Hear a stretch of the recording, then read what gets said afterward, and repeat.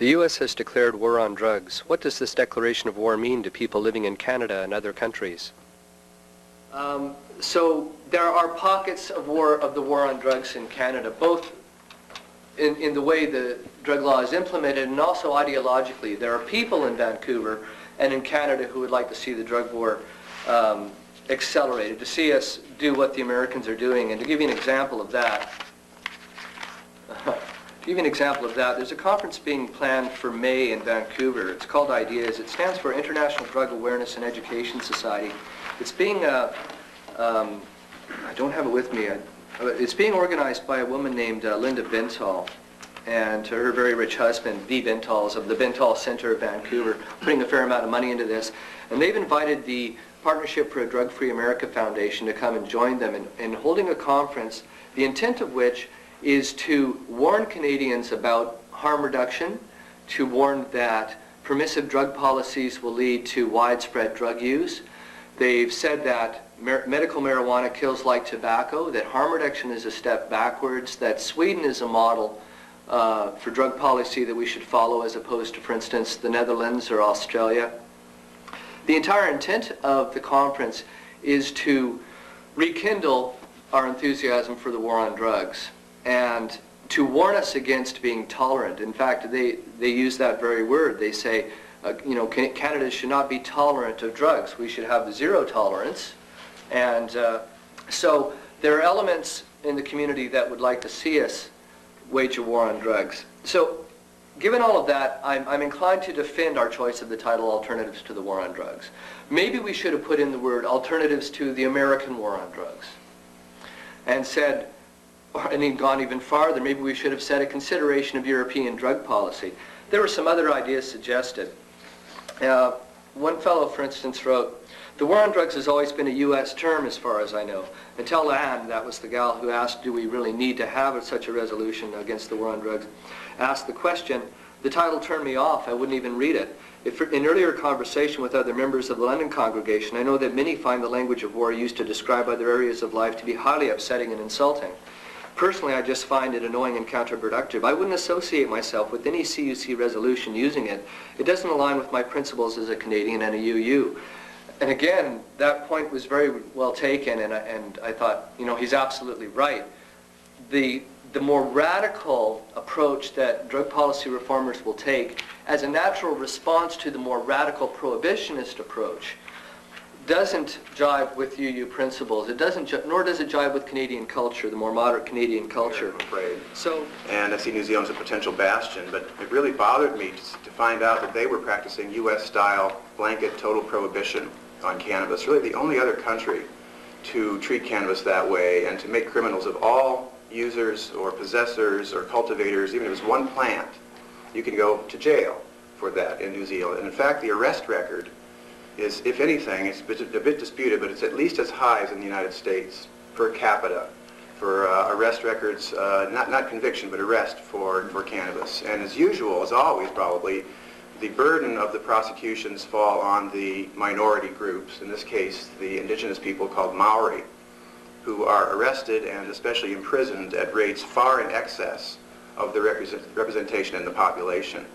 And that really bothered me, not just because of its patent unfairness on its face, but because it seemed to be a stink that had come over from the United States, that the United States is the one who has been promulgating and pushing drug prohibition for many years, since the 60s. And when I first started dealing with this issue, there were people who said to me, Libby, you're crazy, like you're way out on a limb. You start talking about heroin maintenance trials, you start talking about safe injection sites, you just, that's it, you'll be creamed. And there was opposition. But what I learned is that not just within the downtown east side, but Vancouver generally, that people were really, I think, really hungry and really eager to have a sense of reality, a real debate about the drug situation. And what I've learned is that in many ways the public is way ahead of where elected representatives are. I mean, the drug issue has been used so well for so long, as a way of exploiting people's fears. It's being used as sort of the law and order ticket, right? I mean, how many times? I mean, you just have to hear George Bush, who now says, if you use drugs, you're part of terrorism. I mean, he's now saying that. It's been so exploited, and drug users have been so victimized and exploited by that issue, and the public has been so exploited that what I found is that people are really eager to actually have an honest debate about why the so-called war on drugs has been a total failure. And we've come to the conclusion that it's not a war on drugs, it's been a war on poor people. It hasn't changed the situation. In fact, drug use has gone up. So this video is compiled from a panel discussion held in Victoria, BC by the Social Responsibility Committee of the First Unitarian Church of Victoria in the spring of 2002. Panelists discussed the costs of our current system of drug prohibition and looked at alternatives to prohibition from around the world and what we can do to create change. But first, panelist Barry Beyerstein gives us some historical and cultural context. How have natural substances which affect brain chemistry and human functioning become the domain of the law?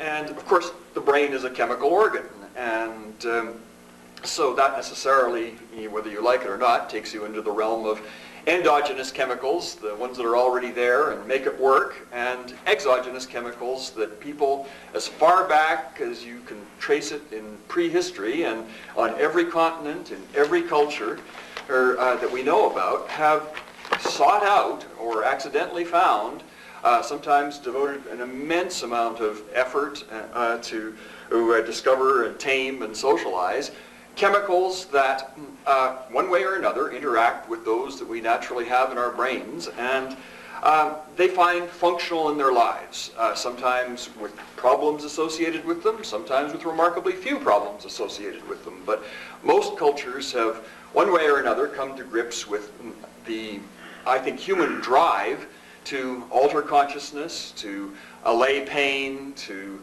reduce anxiety, to even entertain yourself if that's your preferred way of doing it.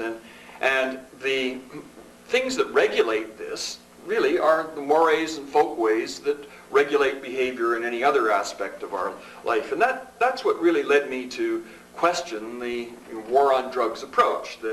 The idea that you could regulate something as complicated as this, as ubiquitous as this, as motivated as this by use of the criminal law just seemed ludicrous. And as Matt's already said, I mean, you need only look in our own society and around the world at the fiasco that has ensued from the, I think, totally wrong-headed view that the best way to go about regulating the problems, and let's not say there are none, because there certainly are. Let's not minimize them. Let's not to overlook them. But the best way to alleviate them, I think, is not to treat it as a criminal justice matter. And I think it's very, very plain that wherever you look, the places that have had the best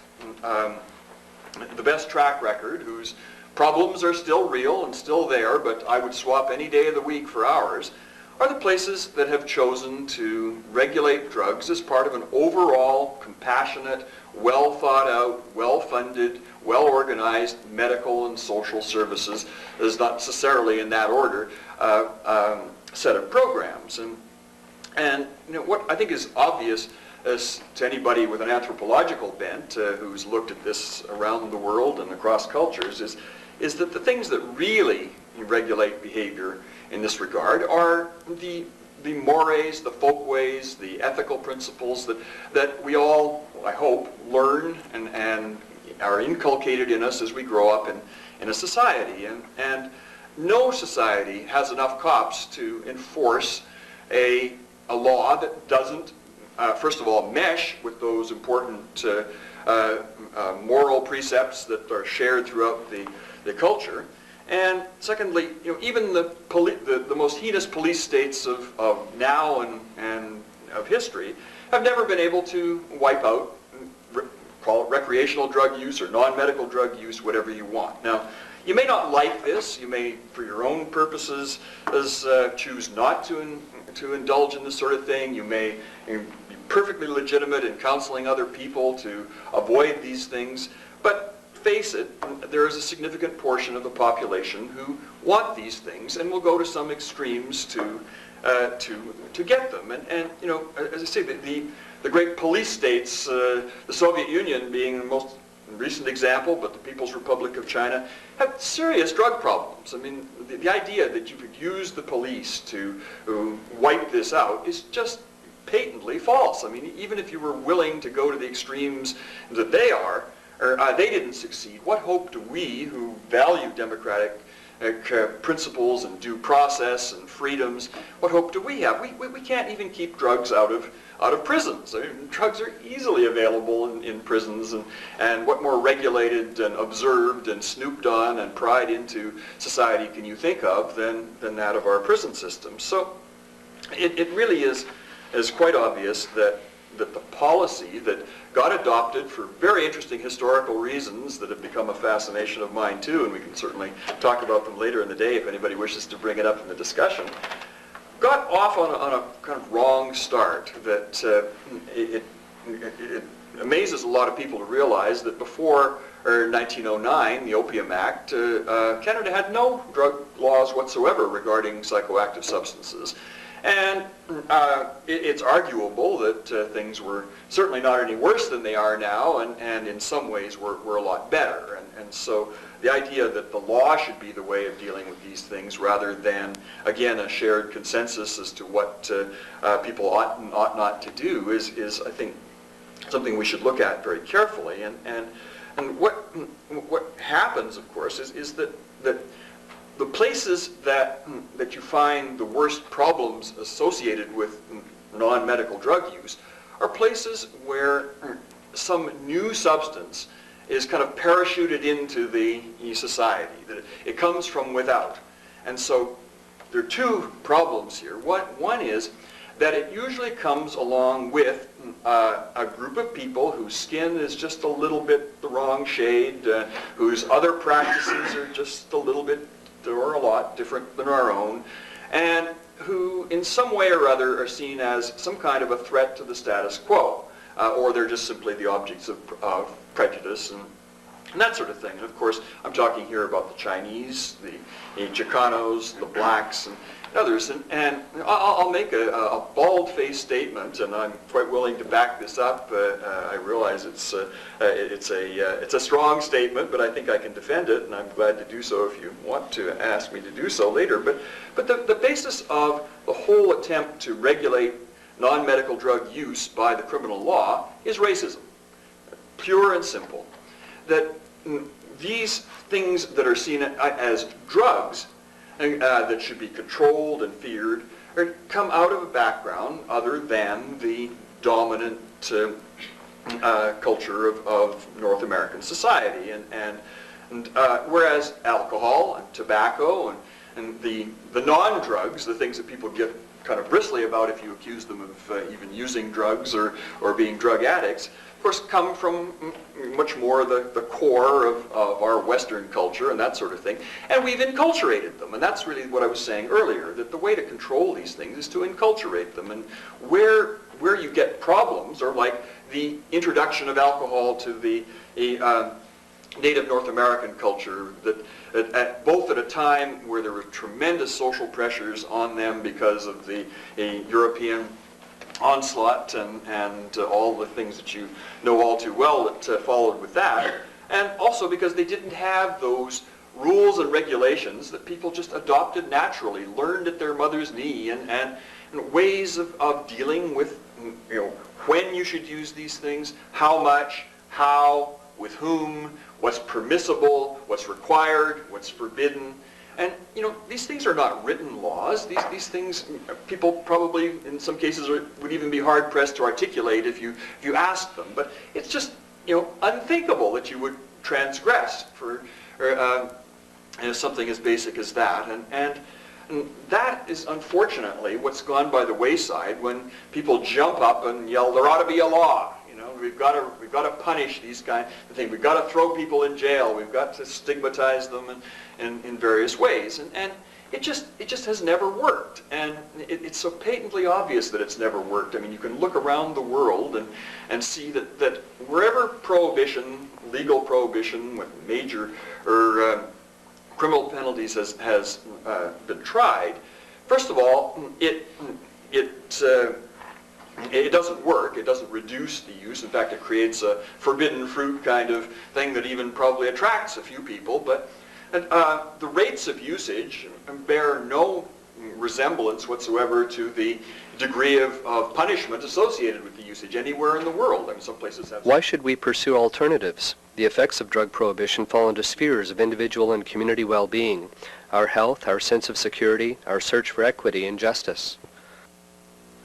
We now, as Unitarians, are seeing much greater damage caused to our children and our grandchildren by the laws against drugs than is caused to them by the drugs themselves. Matthew mentioned the emails he gets from desperate parents. As a minister, I get calls to go visit the kid in prison. What's happening to him in the criminal justice system is worse than the damage caused by the joint he was caught smoking. And I think many of us are beginning to realize that. In North American society, we have a greater proportion of our citizens in prison than any other developed society. Most in the States, second in Canada, North America, head of Europe. That costs money. That destroys the lives of those in prison. Prison has been called a university for crime, and we are sending students to that prison unnecessarily. The great amount of our property crime. Our neighbors across the road have been broken into 3 times. Finally, they sold the house and moved. This is to fund an expensive habit, a habit made unnecessarily expensive by the laws against the drugs. Our laws are causing more damage to society than the drugs themselves would have caused. And for many, many years, the Germans were among who the Swedes, they've inherited this unfortunate mantle since the Germans saw the light. But for many years, the Germans were the most gung-ho on the continent anyway, supporters of the DEA and the Reagan approach to drugs and the American military and police approach to their regulation. And to their immense credit, the Germans actually stopped spouting off for a while and started looking at some numbers. And the Dutch keep very good figures, and they're very good at sharing them with anybody who wants to look at them. And unfortunately, not too many people want to look at them. You know, my mind's made up. Don't confuse me with facts. Well, unfortunately, for a long time, the Germans refused to pay any attention, and in fact, never, at the policy level anyway, missed a chance to slag those Dutchmen who were allegedly causing all the problems in Germany. And you know that whatever it was, whatever measure of social ills you wanted to trot out, allegedly the so-called lax policies in Holland were responsible for contaminating the pristine environs of Germany.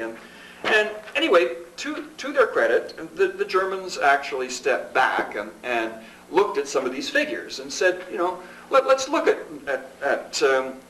HIV infection, let's look at hepatitis C infection, let's look at property crime, let's look at prostitution, let's look at homelessness, let's look at all the things that are allegedly, I say correlates of, not necessarily caused by illicit drug use. And that's another issue we should get into. But let's look at them and see where we, the Germans, stand as opposed to those lax Dutchmen. Well, to their amazement, they looked at the numbers and saw that on virtually every one of these statistics, the Dutch fared better than the Germans, despite their supposedly a laissez-faire policy, especially toward cannabis, but also toward hard drugs as well. And the usage rates of all of these things, usage rates of cannabis are a little higher in Holland than here, but not a lot, despite the de facto decriminalization there. But what's interesting is the use of hard drugs is actually lower there than most other places. Well, the Germans actually took this to heart, and before I make this sound too altruistic, as usual, the almighty mark or dollar comes into all of this, and what actually was the spur for some of this was that the central bank of the European community was in the process of being formed, and many countries wanted the prestige and the spin-offs of having the headquarters in their own territory, and the Germans wanted it, the Swiss wanted it, the Brits wanted it, and so on. And Frankfurt at the time was the economic center, of course, as it still is, and had a very good case for making it the home of the European Central Bank. But it also had the worst drug problem, of our sort, the downtown east side kind of thing around the Hauptbahnhof region and in downtown Frankfurt. And in this scurrying around for support for headquarters being put in Frankfurt, many of the other competing areas has started a kind of a whispering campaign saying, well, you don't want your bankers to trip over dead bodies of overdose victims and being accosted by junkies who are crazed and looking to steal their wallets. You don't want their stereos ripped out of their car every night when they park them. You don't want to go to a place like that, do you? And so the combination of having to counter these very real concerns, I mean, they weren't really exaggerated. I mean, Frankfurt did have a bad situation, but a combination of that and some more altruistic motives, I'm pleased to say too, led them to, in Germany, rethink a lot of these things, and a thing called the Hamburg Resolution that I'm sure you're you're aware of. The Hamburg one was the first one, and then there were a few others after that. Set out a workable middle-level solution, something that Arnold Trebek would say, a middle-level solution is something that turns a disaster back into a problem. And indeed, that's what they did. The nice thing in Germany is that the individual states of the German Republic have a lot more autonomy to tinker and fiddle and change and manipulate things within the national law in this regard than we do. And our problem, as Matt's already said, is that the Controlled Drugs and Substances Act is a federal statute, and even though it's very unevenly administered, as you've heard as well, it is at least a national law, and the other applicable laws of the criminal code, of course, are national here too, and it gives our people less chance to do the kind of bold, innovative experimentation that the Germans in Hamburg first and then in Frankfurt began. Well, I've walked through that area many times in Frankfurt, and there are the strip clubs and the sleazy bars, and it's that kind of thing. It's around the Hauptbahnhof, the main train station in downtown Frankfurt. But if you compare it to our downtown east side, I mean, it's like night and day. And I've walked through there, they have safe injection sites, and they have a comprehensive outreach program, and the police are on site. The people I walked through this area with were the chief narcotic officers of the city of Frankfurt, and junkies would come up and address them by name and wink at them on the street, and I've gone through the safe injection sites and this sort of thing, and the nice thing about them is they use it as a kind of way of drawing people in to the comprehensive social services and medical services, and just a place to get a decent meal and a little help with whatever it is that's in addition to their drug problems, that they have any, that are bugging them at the time. And it's been wanting some change in the way drugs are handled in society. It's not to advocate the use of drugs. If anything, this change might reduce the use of drugs, because the pusher does not have the profit motive to try to hook my granddaughters in the playground, if there's still great profit to be made from it. There are times when drugs should be more available than they are. People with terminal illnesses, people with AIDS who can't eat, people in danger of glaucoma. We spend 40% of our health care budget prolonging the dying process while refusing them the drugs that would ease that process for fear of making them addicted? Oh, come on. The fear, I would say, I know my greatest fear at 70, and I expect some of you are reaching the age at which this is becoming a fear for you, is a long, painful, lingering death attached to machines.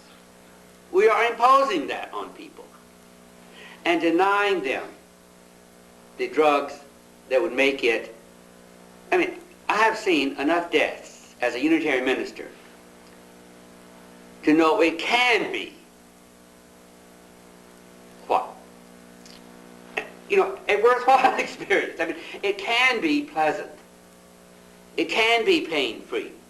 It can be seen as a natural conclusion to life, not a torture.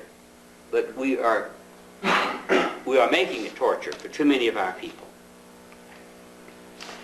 If a fraction of the resources spent to prosecute, to persecute Robert Latimer had been spent dealing with his daughter's intractable pain, that tragedy would never have occurred. We are too obsessed with legalities and too unconcerned about human suffering. Alternatives to drug prohibition are approaches to how and where resources are allocated, including health, safety, harm reduction, and law enforcement. No approach is perfect. Countries around the world are finding both success and challenges. What can we look for? Work to be done, and that's why places like Holland and even Switzerland, which is now going to go to perhaps the closest thing to a regulated market, where, if assuming it's approved by the people in a plebiscite to be held probably next year, you know, Switzerland has direct democracy. The government suggests the people dispose, right, through direct voting on each issue, right? So if that comes to pass, you will now in Switzerland, if you're a resident, how that would be judged, I'm not sure, but be able to go into the store and buy cannabis and take it home and smoke it. You can already go into the store and buy cannabis now, but you have to indicate in some manner that you're not going to smoke it. It's only for aromatherapy or for flower arrangements or for other non-smoke forms. This is literally the case. This is the way, and sometimes you actually have to sign and say, I promise not to smoke this. Eddie Engelsman once said on a panel in Washington, D.C. that I was on with him, I said, in the Netherlands, by and large, we have succeeded in making drug use boring. And, you know, if you look at I mean, the British were the first pioneers in what has come to be known as the harm reduction approach, the kind of umbrella term for most ways of dealing with drugs other than through the criminal justice system.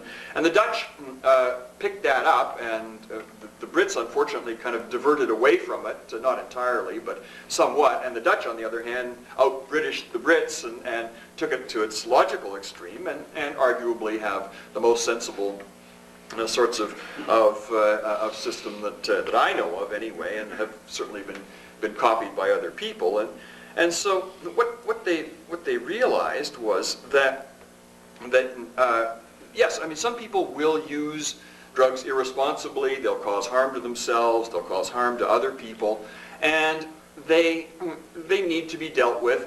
First of all, with incentives and with compassion and with the kinds of things that we're all, I think, in favor of here. But unfortunately, some people just will not take the bargain that we'll get off your back if you get off ours, and some people are offered that bargain and screw it up, and so the Dutch have strict drug laws that they don't tolerate people who mess up other people and mess up society in the process. No society can afford to do that. These are powerful mind-activating, mind-altering substances, and every culture has, again, the effective ones are these unwritten rules that we all learn and that make it unthinkable to do these things in ways that are harmful. But The Dutch certainly have criminal law and that sort of thing to back them up if need be. And basically what happens there is they have what's called prosecutorial discretion. And what that says is the Minister of Justice has said to the state prosecutors throughout the Netherlands, and not only in the drug area, but in general, that if pursuing the letter of the law, in your opinion, is likely to produce more adverse consequences than the activity that you're trying to regulate this way, well then just don't do it. And the only other thing I want to say is about medical marijuana. Because another whole, we surveyed a number of things in New Zealand. I mentioned a few of them: decriminalization, full legalization, partial prohibition. We didn't talk about medical. Another way that you could handle cannabis, in which some people are either hoping will happen or most of us hoping not will happen, is that it be fully medicalized, so that it be available only on prescription, and everybody else is out of luck. The morphine model, right? And there's even been people who have written within the medical movement, marijuana is kind of like morphine. You'd only want to have sick people, very sick people, use it under a doctor's close supervision. And I say to that, no, that's not right. That's absolutely wrong. All right, everybody has to have access to this medicine with full information, full responsibility to use it appropriately, not get themselves and others into trouble over it, but to relegate it to doctors to be able to sign for it. Not on. And I'm involved with a company called GW Pharmaceuticals that makes under-the-tongue spray of whole cannabis, which is the only thing like it right now that's heading up to market, and it may be on the market as early as next year in England. And that is going to be a prescription item. It's going to be prescribable, insurable under pharmacare and so forth, and I think that's wonderful. But there are those who are concerned that that type of movement is going to actually solidify the grip of those who want to medicalize it to the exclusion of fuller legalization. That they will say, well, fine, you can use this spray product and you can pay a bunch of money for it, you can get your taxpayers to pay for it through your pharmacares, but you still can't grow your own, you still can't give it away or sell it outside of those circles. That's still criminal. And it's an open question. I mean, it's an unfolding answer right now whether the whole medical movement is going to make it harder for the fuller legalization thing to happen by virtue of the medical marijuana as morphine phenomenon, or easier, which I personally believe still. I personally believe that it is going to make it easier by virtue of reassuring people that, yes, this stuff does have good, strong medical uses. In fact, the people who are most missing out are the older folks with the chronic aches and pains and the arthritis and the migraines and the, you name it. Cannabis is a very valuable drug for a lot of chronic, painful conditions. The distinction between decriminalization and legalization, did everyone get the subtle nuances of that? And it's quite important. As you just heard, I think what binds the disparate arms of the reform movement together is an ironclad agreement that what we have is not working and alternatives should be tried, and then begins to fray at the edges. and you have the outright legalizers, you have the Milton Friedmans who are in this and every other area laissez-faire. If you mess up your life, that's your problem, bub. You made your bed, lie in it. And that kind of thing. And then there are the various intermediate steps, and they, there's no perfect one that I've ever seen. They all have some advantage and some disadvantage, and you heard some of the unintended consequences. This has always been something that's fascinated me in the whole area of drug policy is that good or bad, the unintended consequences are often more dramatic and sometimes a lot worse than the intended ones, and so reformers have to be careful that they don't lock themselves into rigid one-size-fits-all policies and refuse to reassess when new things come up that nobody anticipated, or and that kind of thing too. And so there are many different routes that might be followed, and some people just say throw it wide open, and others want to say no. We want to keep the law there as a kind of a backdrop and something to bring into play if necessary. The big stick in the wings, but we don't want to apply it to every turn along the way either. And They're just now, came back from 2 months in New Zealand a few weeks ago, and the Select Committee is just in the process of deciding what it wants to write in its report now, what it wants to recommend. But I came away with a very positive feeling for one particular reason, and that is that the temptation all along has been in New Zealand, as has been in other places, to inch away from prohibition through a system of so-called decriminalization. Let's just decriminalize it so no one can get a prisoner record as long as they pay a fine, right? We'll make them pay the fine, no criminal record, just like a parking ticket. Why worry? You know, that solves the problem. Well, the problem is it doesn't really, because what has happened clearly, and everybody admits this who's looked at this, where it's been tried in South Australia since 1985, and the ACT, Australian Capital Territory, around Canberra since 1987. What happens is that the police actually go out and get more people into the net of cannabis law than they would have. If they had to arrest somebody, take them down to the station, plan to go to the courthouse to give testimony and so forth, most of the time they just say, well, you just better not let me see you again. But if all I have to do is write a ticket, they just come here and write you a ticket. And the net was widened tremendously. And those tickets, while not overly expensive, something in the $30 to $50 range, are not on the budget of many people who are caught in that net. More than half of those so-called cannabis expiation notices go unpaid. And those people who don't pay them, and they're by far the people who are poorer, of course, they get then arrested and they are then put in through the system and they are then given a criminal record, just like they would have been before. So it actually makes the situation in some senses worse than it was before. The Select Committee in New Zealand heard that message loud and clear. Right? They heard it. I read. I wasn't there for. Unfortunately, I couldn't participate in the actual hearings. Although I read about them, people would write up inside notes, and there'd be press reports and so forth. But again and again, and this is part of a very strategically organized campaign, they heard this message. Make sure that you understand, Select Committee, that if you're thinking about decriminalization, it doesn't work. The problem is, and always has been, what do you do instead? Even the partial prohibition, the regulation models, they have so many details that are so devilish that people they throw up their hands after a while. What age is okay to use? Well, it should be 19 in Canada, 18 in the States, you know, some places, something. Okay, that's fine. How many plants should be grown? And then the problem comes up with, if you realize, if you're trying to start to grow a commercial market for cannabis, people can actually go in, say, to the liquor store and buy some. And if you're growing this New Zealand green, high THC cannabis, you don't need a lot of that to supply the whole country's needs. I mean, we calculated it out. It's like a few hectares, basically, right? And because they're so prolific, the sun is so bright, the nutrients are so great, all you need is a few hectares. But there's going to be a lot more people than that who want to grow and who currently are growing, right? So if you undercut them and say, no, everybody else is still illegal except these few hectares people here, and the other people are going, whoa, wait a minute, now we're out in the cold. And that's, you know, what are they going to do now for a living? And a lot of them are poor people. A lot of them are Maori. A lot of them are rural. They support their families this way. It's come to be a very perverse dependence, you know, perverse dependence on prohibition. If prohibition wasn't there, they'd be in big trouble. It's just like a lot of the nation, like Mexico and all of the drug-producing nations, if prohibition wasn't there, they'd be in big trouble. Because now suddenly that huge stream of income would not be coming in, right? So what do you do about the dispossessed people who are feeding their families through the black market now? How do you manage them? Some people say we should give them preference. We should say we should actually put them at the front of the line, right? And other people say, what are you talking about? They're criminals. You've got to exclude people who have had any criminal record for the last 10 years, which they do here in Canada, don't they? You can't be a caregiver, isn't it, or something like that if you have a criminal record. So there's that. You know, how do you figure the tax rate? You know, how are you going to tax it so that it's not taxed so high that you generate a black market like you do when you tax cigarettes?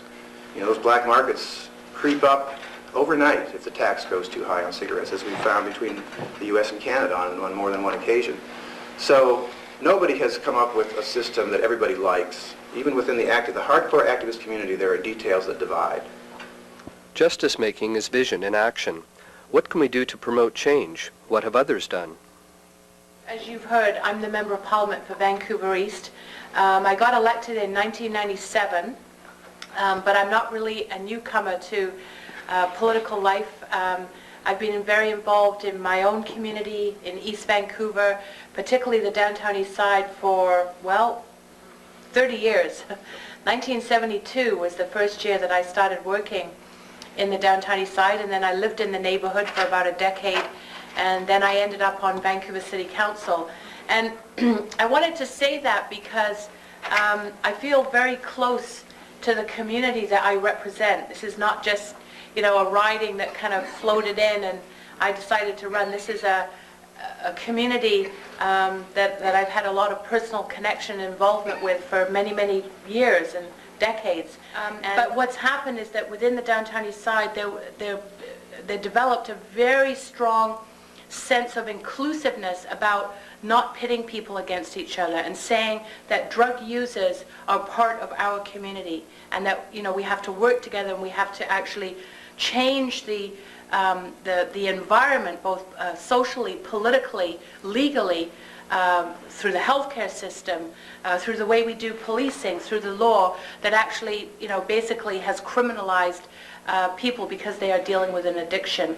And that, you know, that sounds very obvious now, but at the time, it was a huge barrier for a lot of people to get over because we are told so often, of course, you know, everywhere we go, in school, through the DARE programs, through what cops tell us, through the media, that you know, that this is about, you know, what an illegal activity, and so it's very easy for drug users to be pushed off and to become very marginalized and to be basically forced into a criminal lifestyle. And so what we tried to do in the Downtown East Side is bring the debate back to what it needs to be and what it really is, and that is a health issue. Is it going to be able to do anything? Well, the way it works in New Zealand is it's a multi-party committee that's chaired by a member of the party in power, which in this case is the Labour Party.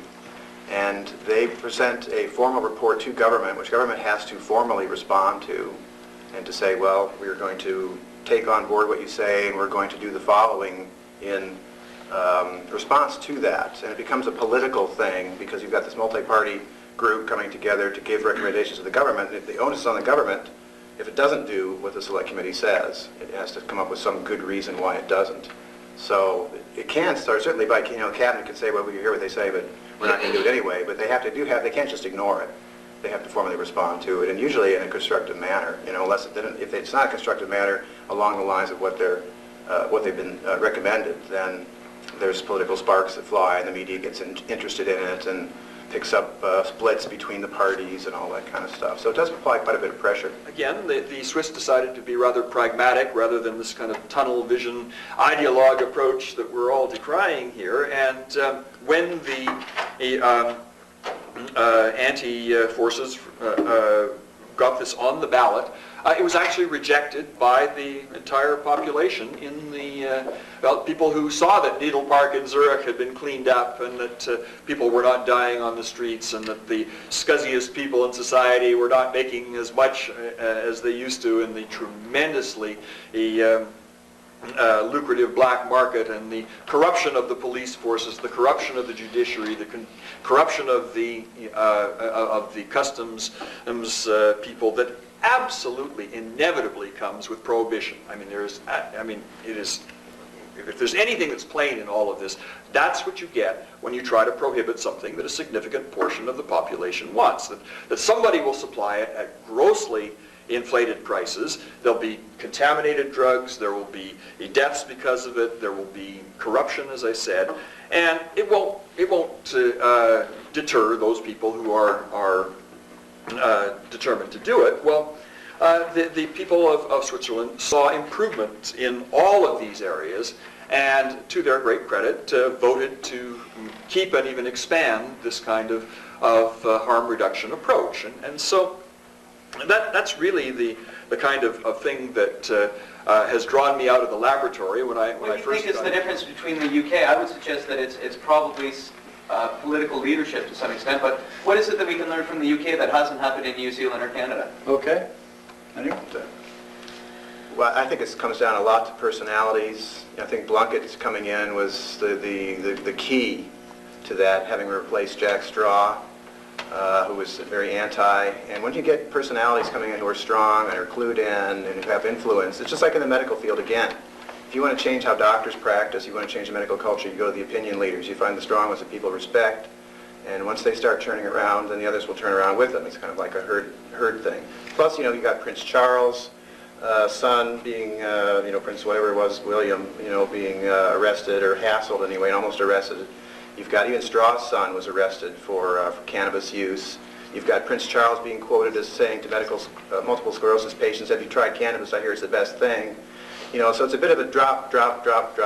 Eventually, the water's going to wear a groove in there. When you get somebody with some pliers to pull it open, and there you go. So I think it's been a confluence of things, which hopefully could be reproduced.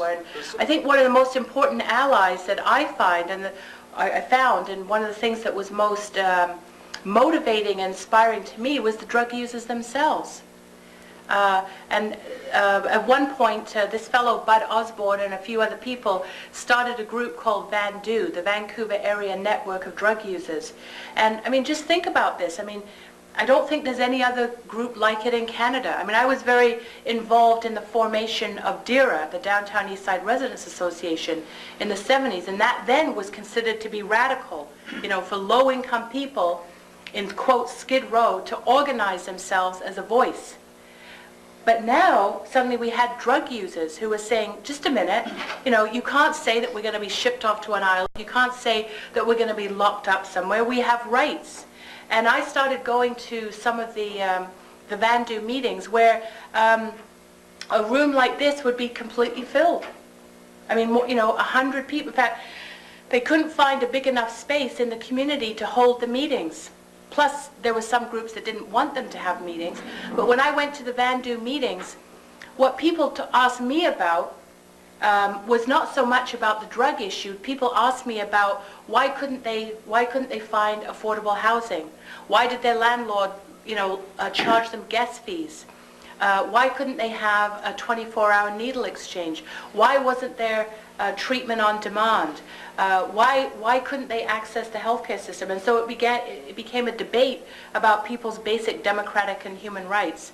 And VANDU's voice, and this is sort of the other key thing in my mind that really transformed the situation, the drug users themselves, their voice became a critical part of changing the public view of what was going on. And I know here you have a health board, and I guess we still have health boards, sort of, but in Vancouver, the health board was chaired by David Levy, who probably some of you know. His dad was Norm Levy, who was the old welfare minister under Davy Barrett. And this fellow, Bud, was a rep on the health board. He actually got appointed. And I think it was Joy McPhail who appointed him. Well, I'll tell you, they never knew what they were doing when they appointed Bud Osborne, because he made it his mission to raise this issue at the health board, and he actually got the health board to declare a public health emergency in the Downtown East Side. This is the first public health emergency ever declared in the city of Vancouver, and it was on the basis of the HIV and AIDS conversion rate that was the highest in the Western world, hepatitis C, tuberculosis. I mean, and there still is an epidemic that's going on. And what it did is it really kind of raised the visibility of the issue. And VANDU, just like we used to at DERA in the 70s, we go, firing up City Hall, raising hell, and demanding to be heard. This is exactly what VANDU would do. They went to the health board and said, don't listen to the bureaucrats. Listen to us. We'll tell you what it is that's going on in our lives. We'll tell you that we don't have any access to phones when someone's overdosing, because all the pay phones have been taken out by BC Tel because they think that they're being used for drug dealing. So when an overdose is actually happening, there's no place to go anywhere to make a phone call. We'll tell you about what happens when you get locked in hotels and rooming houses at night and you start sharing needles. We'll tell, and they went on and on and on. And so a sense of reality began to emerge about some of the basic health issues that people were facing, and in fact being denied access to basic healthcare provisions. The fact that if you wanted to go to the detox, you couldn't get in the bloody detox. You could wait for 6 months. You have to make a phone call every day, but of course there's no phones. There'd be a huge lineup at the Carnegie Center where there was one free line of people waiting to make phone calls. I mean, these are just basic things that people had been stripped of. So the voice of VANDU became a very critical part. What I did in Ottawa was, when I got there, I thought, okay, so what's the federal hook on this? Like, you know, healthcare is delivered by the provinces, but I knew that, of course, all of our drug laws are federal legislation. And we decided that one of the things that we really wanted to work on was this idea of setting up a heroin maintenance program, which there's been huge success in places like Switzerland and Frankfurt and even earlier in the UK.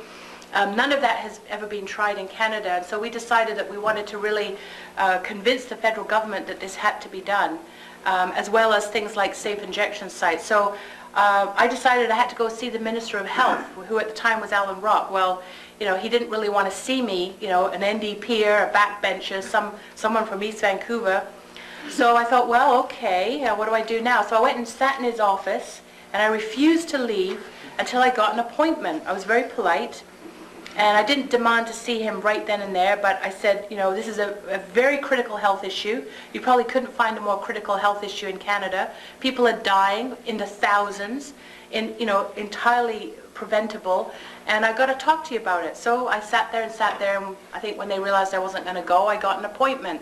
And I found out that actually making that contact with him and getting him to meet other people from the community did help begin to make a difference. The other thing that happened to me that I think was very important is that Vandu, which was mostly centered in the downtown east side, we're talking about, you know, very poor junkies who basically, you know, had no political skills, had never voted before. They learned a lot about how to deal with the media and all of this. But the other thing that was really important that happened is that they eventually linked up with a group of parents from the west side of Vancouver. And these were parents who were also facing a different kind of crisis in that their kids had become involved with drug use, and they had found out that, you know, to get their kid into treatment, well, it just didn't exist for young people. The Peak House, you know, has a waiting list of maybe a year, and some parents were like remortgaging their houses and sending their kids to Ontario to private clinics, and this nightmare would just continue. And at one point, Vandu and another group called Grief to Action, and there may be an active component here in Victoria, I'm not sure, they came together. And if you can imagine that scene, you know, at St. Mary's Church in Kerrisdale, of very middle-class parents, including a Crown prosecutor who had actually prosecuted drug users, but his kid had been on heroin and he'd had a really difficult time.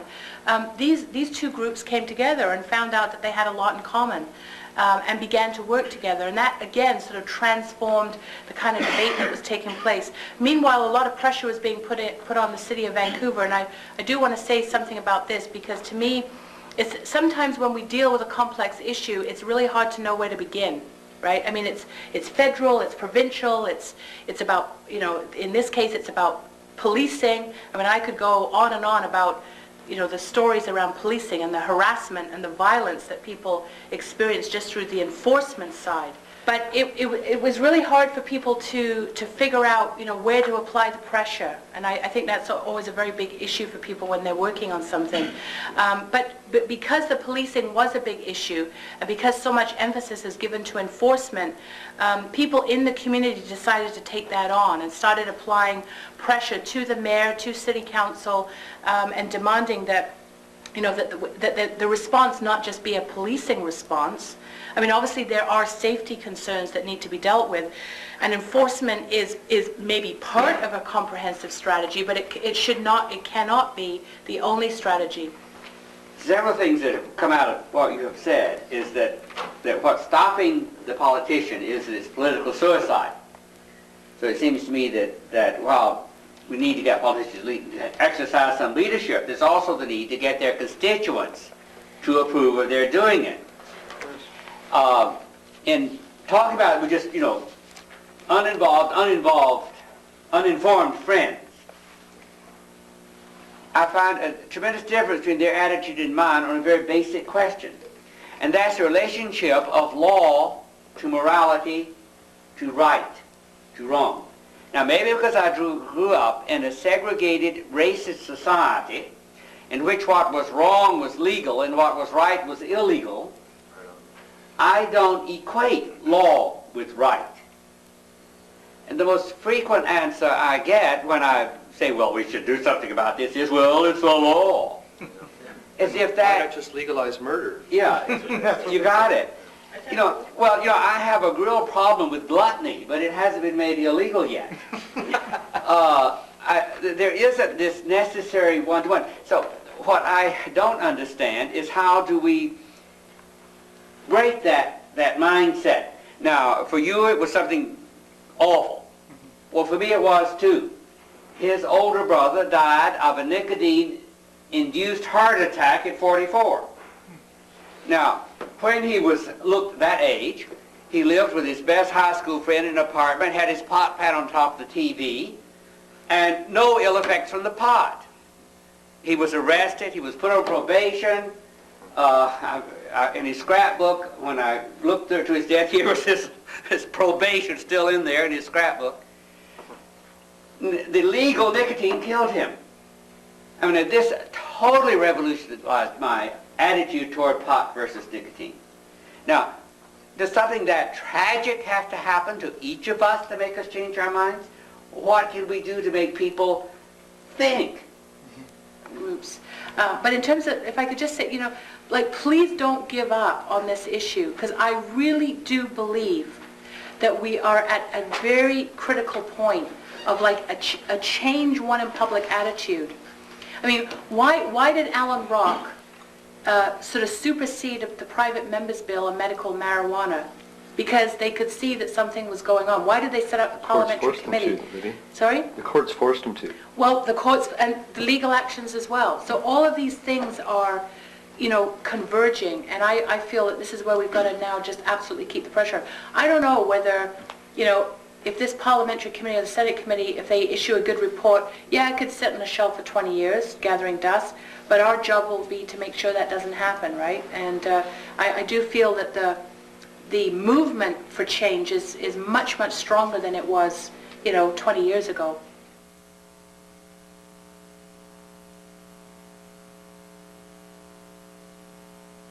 This video is compiled from a panel discussion held in Victoria, BC by the Social Responsibility Committee of the First Unitarian Church of Victoria in the spring of 2002. Panelists discussed the costs of our current system of drug prohibition and looked at alternatives to prohibition from around the world and what we can do to create change.